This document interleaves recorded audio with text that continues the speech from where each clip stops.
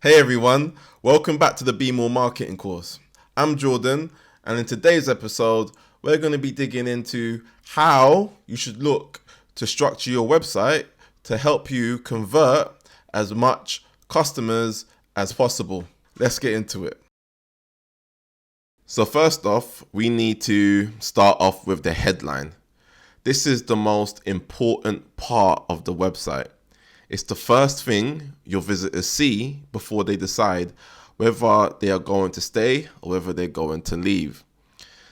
And to make them stay, this needs to include your most powerful benefit. Visitors only give you 2 seconds before deciding whether they're going to leave or stay.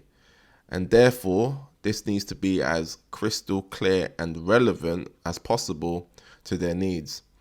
So when we look at the example on our right, we can see it says 93% of students have achieved grades A star to B in maths through our world-class online Saturday school program, only $1 for the first month, right? Upon reading that, you know exactly what this website is about. And if it's a thing where this interests you, then you're going to stay locked in to see what else is on offer, because this is a very powerful headline speaking directly to the needs of those who are looking for these services. So the next thing you want to have on your website is the subheadline. And the subheadline is what hooks the visitor onto your site once their attention's been secured by the headline. And this could include something like a guarantee to make the overall proposal more attractive. So if we go to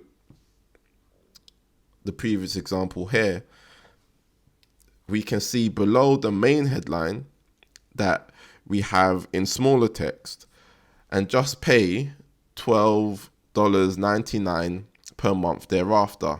Cancel anytime. Right? So again, this is just reinforcing the headline that sits above it, right? And you want the two to complement each other and reinforce the value proposition in which your business provides. So the next thing you're going to want on your website is your offer. You want your offer to be visible on your site.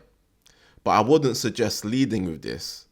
It's best to build trust and interest through testimonials, guarantees, and product info before revealing the price, right? Especially if the price is significant. If the price is a part of the offer in the sense of that it's, very cheap or is low relative to what other people are doing, or you're providing a discount of some kind, then I would look to start with that. But if you have a price point which is, significantly high, you want to draw people in first before you reveal it to them, right? And in drawing them in, you first want to focus on, the main benefit in your headline. You then want to provide more context behind, how that product or service will be delivered and how it will look to provide, the things in which your prospect is looking for. So then by the time they actually come towards seeing the price, they're not deterred because they're confident in the value that your business will be able to provide them. And in knowing that, they feel that the price that they're now seeing is somewhat justified. Whereas if that's what you're starting off with, then it's very easy for people to see the price out of context and get switched off because they don't know the full scope of what the product or service maybe is looking to offer to justify them paying that in the first place. So you really want to be careful of how quickly you expose this on your site. I'm more for placing this more towards the bottom of the page, especially if it isn't your typical e-commerce site.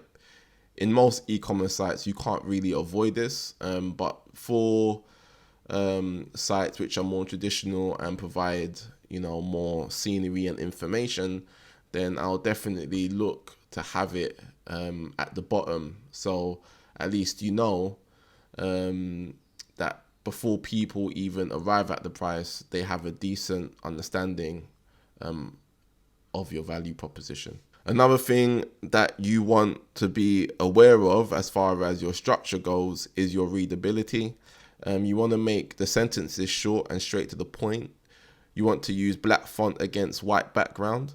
Do not be creative in this area. Do not get yellow backgrounds and red writing and think that you're going to get brownie points because of your creativity and you thinking outside of the box. It just doesn't work that way. People on the internet are conditioned to experience the internet in a certain way. And if you go against that, then you're providing too much friction in their experience where they're having to think outside of what it is that they're used to. And when you're providing that mental friction, then they're not going to be able to give your website the attention that you believe that it deserves, and will most likely jump off from your site and then land on another site that makes it far more simpler for them to actually understand the value in which your business provides. So just to summarize, it's very important that your content is easily presented. Another thing you want to consider is using bullet points, right? So bullet points allows you to get straight to the point, and it provides a snapshot of what it is you're addressing. So that way they don't need to scroll through paragraphs upon paragraphs upon paragraphs of text. You with bullet points are able to isolate the most important elements of your value proposition and bring it straight to their eyeballs. And this is important because at the end of the day, visitors have a very short attention span when it comes to the internet. So you want to be able to make whatever it is you're offering as easily digestible as possible. Another thing that you want to consider when it comes to the structure of your website is your website's usability. So you want to make sure your website is easy to use. You want the steps between the landing page that they arrive on and the checkout to be as short as possible. That means the pages in which you direct your traffic to is of the utmost importance. You don't want to be driving them to websites which is just at the homepage, right? You want to be driving them directly to product pages. So that way they don't need to add another step before they get there. They're thrown directly there. And then the next step from there is most likely going to be them filling out their details and checkout, right? So you want to make it as snappy as possible for them. You do not want them to be there trying to figure things out, because what will happen is they will get lost and then they'll drop off and then go to someone else who makes it far more easier for them.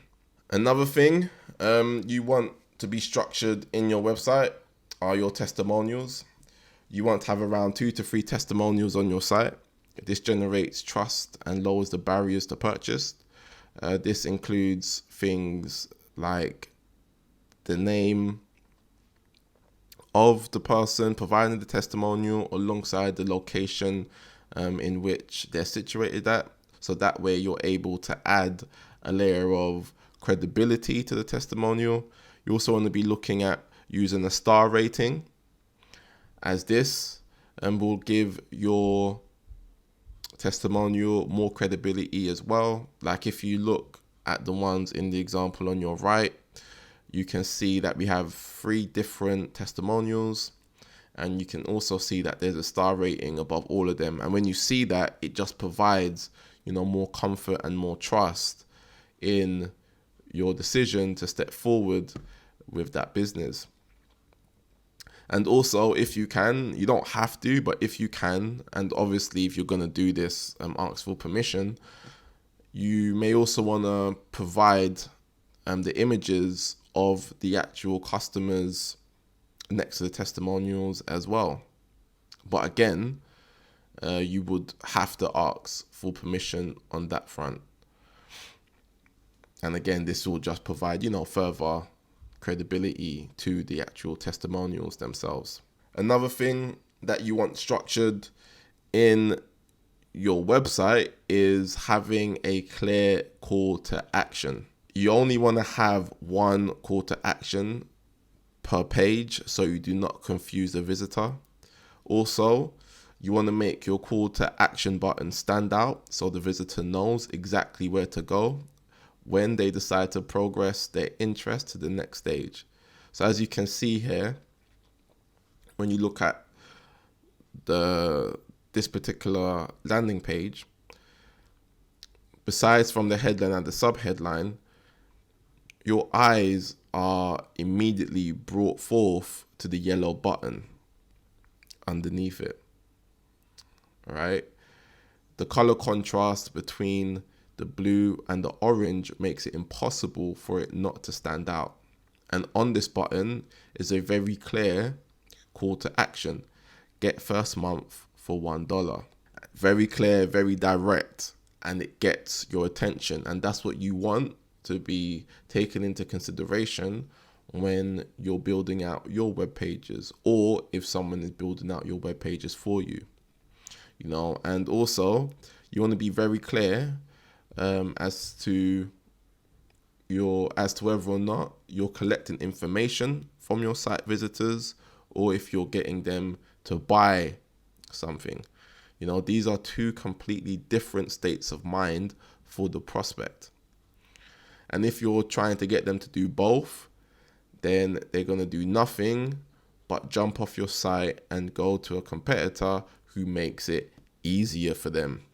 So please, please, please, please, please make sure that your call to action is as clear as possible, and there's only one action that each page requires for the visitors to take. Otherwise, you're just going to create too much friction and they're just going to leave. Hey there, thanks again for watching.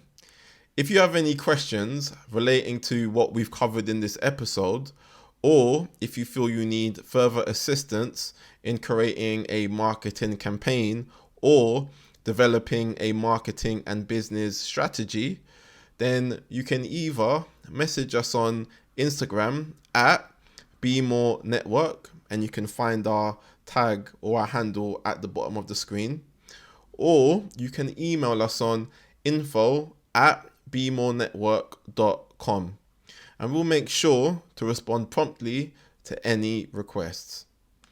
Cool. I look forward to hearing from you. Peace.